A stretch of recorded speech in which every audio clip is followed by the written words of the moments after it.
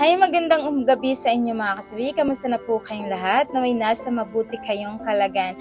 At isa na naman sa ating sender yung ating babasahin mga kasawi. Madam, pwede po ba niyo akong matulungan dahil po hanggang ngayon ay di ko po rendan makipag-sex kasi baka iwanan or di masarapan ang magiging partner ko sa akin. Kasi po 9 inches lang po ang haba ng junjun ko.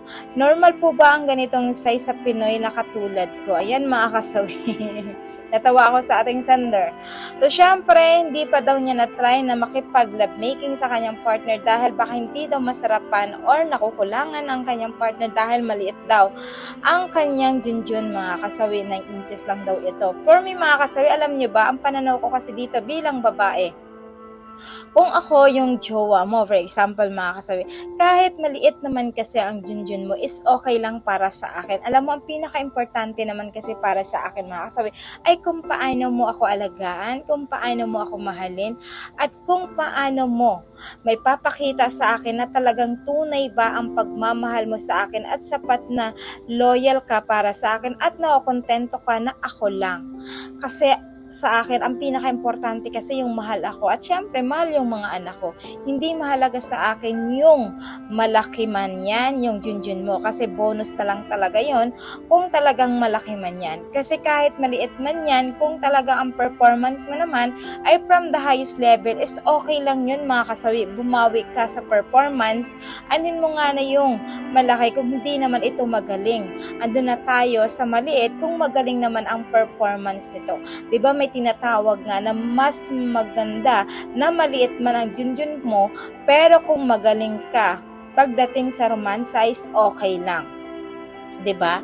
Masasatisfy pa rin ang jowa mo kahit na maliit ang junjun mo. Kasi hindi naman yan batayan kung malaki or maliit. Ang mahalaga is magaling ka sa foreplay, sa romansa, kung paano mo dadalhin yon pagdating sa lovemaking. So, huwag kang matakot na subukan kasi paano mo malalaman kung hindi mo pa sinusubukan na makipag-lovemaking sa jowa mo, 'di ba? Mas maganda na subukan mo muna bago ka matakot. 'Di ba? Napaka-normal, masarap kaya yung pakiramdam na makikipag-lovemaking tayo sa taong mahal natin kasi nailalabas ito ang pagmamahal natin. Kasi sign of love ang pakikipag-lovemaking mga kasawi.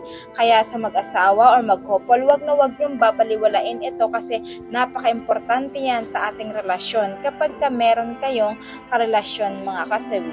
So, yan lang po sa ating sender, naway nabigyan kita ng dinaw dito.